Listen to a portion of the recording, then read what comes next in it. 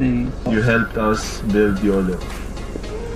And now, we're not gonna do construction anymore.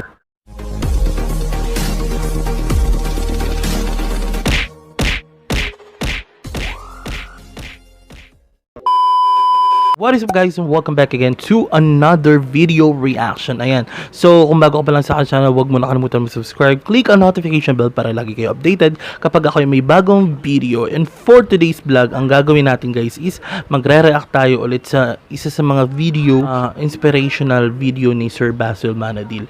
And actually, this one, I choose this one because alam kong isa sa mga nakikita nyo guys madalas sa vlog ni Sir Basel Manadil ay si Joe. Sino nga ba si Joe? Ayan, yun yung ating panonood ngayon. And paano siya naging parte ng business for the past 1 year. Makikita nyo na siya talaga sa kanyang vlog. And alam ko na kayo ay interesado din at kilalanin kung sino nga ba si Joe.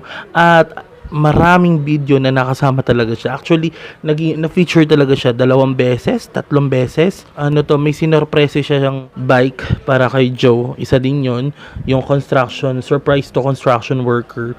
And then, ito yung panonoorin natin guys. Giving a construction worker a permanent job.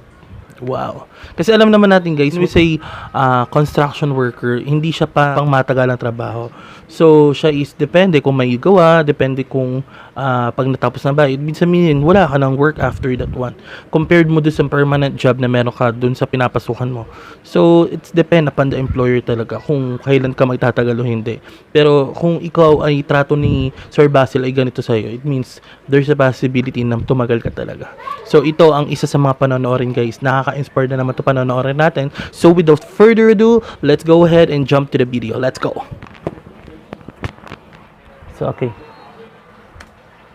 Hindi niya alam na sa kanya pala ibibigay ni Sir Basel. Construction worker, and he only goes to work if someone calls him. So, it's basically on-call job.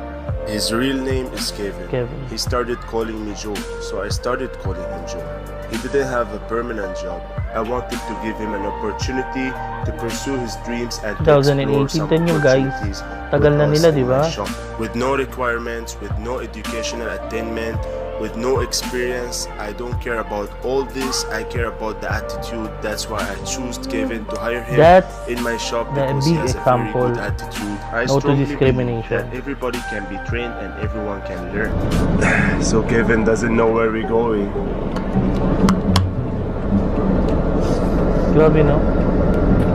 Sana all. He doesn't know where we're going. All he knows is that we're going to buy. Teka lang, kasi ganito guys, sa Pilipinas kasi, pag nag-apply ka ng work, sobrang high standard. It's either, kung graduate ka man ng 2 years, hindi ka pa rin basta matatanggap. Kasi ang iba, ang hinahanap nila 4 years. Hindi porket may experience ka, yun na din ang hinahanap. Kailangan talagang may pinag-aralan ka, nakapag-graduate ka na ganito. Ang hirap, mataas ang standard talaga pagdating sa Pilipinas. Alam ko yun guys kung bakit. Dahil nakapagtrabaho na ako sa Pilipinas, nakapagtrabaho na ako sa Saudi. Sa Saudi naman, walang age limit. As long as kakayahan mo sa trabaho at pwede ka doon. So, pwede ka magtrabaho, di ba? So, let's continue guys. We're going to fix your teeth. Oh, may pa-makeover si Sir Basel. Have you checked up sa dentist? Mahal to Joe. Mahal? Marami. Magkano? Marami to. Marami? You know, like you never brushed your teeth, Joe? Hindi, nagbabrush po ako. So bakit? Hala na. You just noticed it now? Meron na pala. You just noticed the camera na. So, like, sobrang mahal. Takot ako, no? Papunta sa... Natatakot din ako pumunta sa dentist. Madami? Like, Like a lot. Meron palang camera din. Wala pang Christmas, may bonus agad. Are you ready? Yes. So, pumunta sila sa dentista. Ayan. Kanina you said you just So, want to papayos do yung it on kanyang dentist? ngipin. Papayos si Sir Basel. Kasi natatakot na ako. Sige, get ready. I'm scared of going to the dentist. Sabi ko, I'm scared too.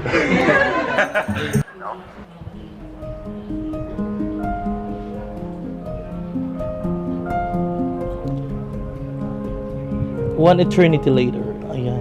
Mukhang marami-raming binayad ah. Mukhang mahal ginasta doon sa pampaayos sa ngipin ah. You have a charming smile. Before and after. Oh. So now, do you have a toothbrush? Meron. Meron? Sure? Meron. Sige, I'll Pati ito buy brush you bago. Oh, meron. Sige. Oh, cover the brand. Hindi sponsor. You want drink? Or you can drink? Pwede, no? You want? Gusto mo? Tubig lang mo. Sige. Ikaw. Ako, too big rin. So we just came here in the restaurant, guys, and we're gonna eat. I brought him to eat some Mga inasal yan, Filipino no? food. Ay, hindi. Mga inasal ba? Ay, hindi. So this is the before. Hello. Let's see the after. You know what design you want? Ako meron. You look happy. Safe very much. Busog pa. Happy, I don't know, full. Very full. Oh! Tapos makeover pa, pinagupitan niya pa. Para, yun ang hindi alam siguro ni Joe dito. Bakit siya pinayusan ng ngipin? Bakit siya pina-makeover? Yun pala may rason. Diba? Oh, pati bigat. Oh, pugi! Hindi man lang siya nagtataka bakit siya ginanon, pina-makeover, no? Actually, parang siya din yung nagka-camera ng Hungry Syrian. Kaya siya Basel.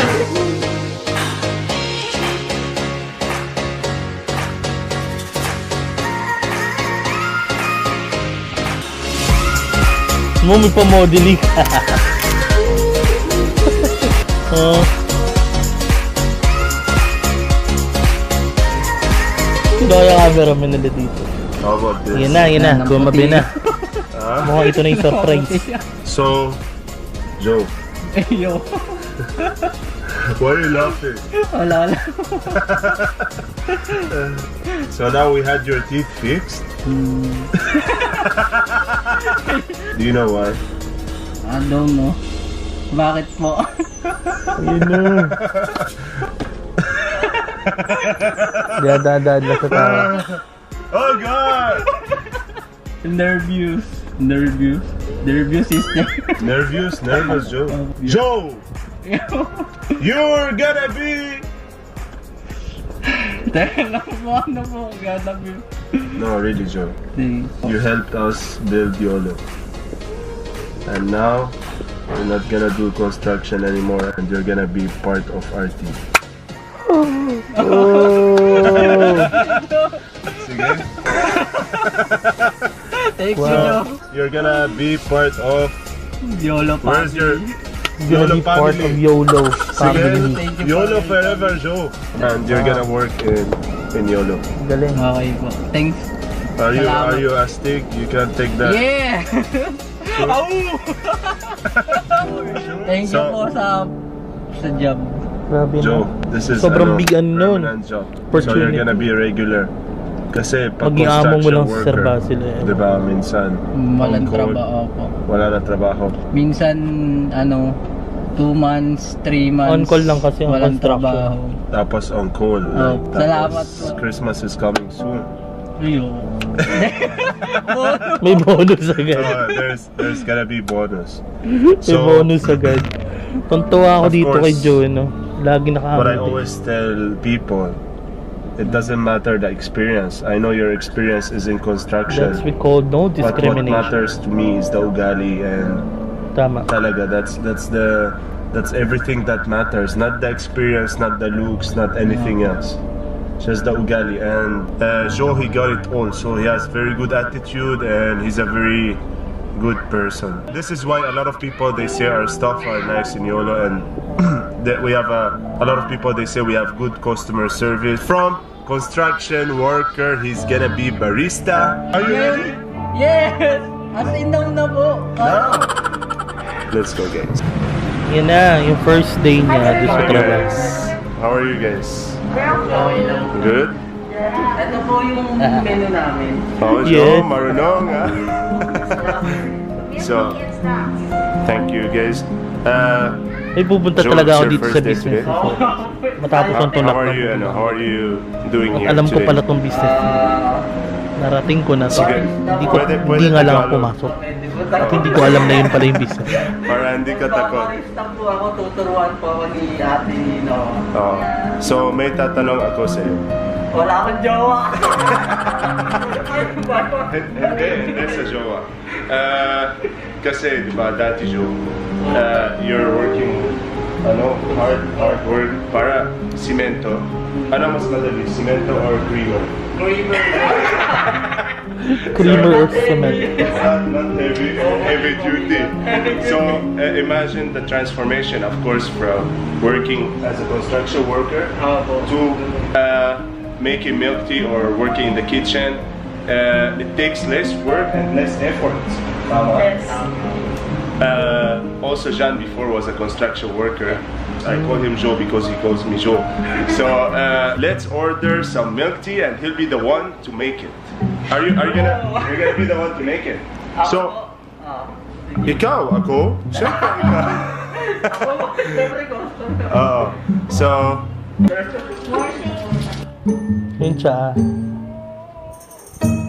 Ano po tawag dito, ma'am? Sealer po. sealer. Wow! Galing magic. And, Temple. and then, Then, wow!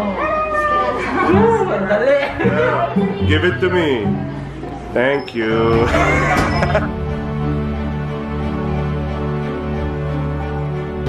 So let's end this video na guys. This is what I observe on the video guys ha. When it comes to pagtulong talaga, grabe si Sir Basel. Kasi ang pinagbasihan niya dito, kapag maganda yung pag-uugali mo, maganda yung kalooban mo, at nakikita niya talagang may balik talaga sa tao yun eh. Kumbaga yun yung good karma na tinatawag. So sa kanya, epekto nung nakikita niya kay Joe o si Kevin is yung babigyan ng opportunity.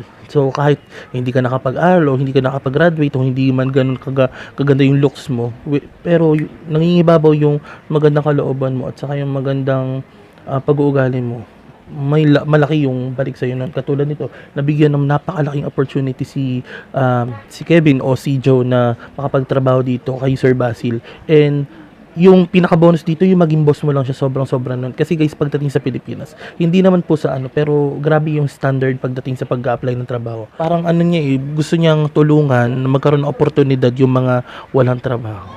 So, yun yung isa din sa mga nakikita ko dito. And kaya dapat deserve na matulungan din na siya. Kasi malay natin guys, pag natulungan natin siya na panoorin yung video niya, mahit niya yung kanyang 10 million subscriber. Alam ko ngayon, pagkakalam ko ngayon, magkakaroon na ng second branch and soon to open na magkaroon pa siya ng maraming branch. Maraming opportunity na mabibigyan ng maraming trabaho. Ayan. So, ganun lang naman ka-simple guys. Napaka-simple nung video pero ang lakas nung impact, di ba? So, if you like this video guys, don't forget to hit like, subscribe, hit the notification bell para lagi kayo updated kapag ako ay may bagong video. And see you again next time. Paalam!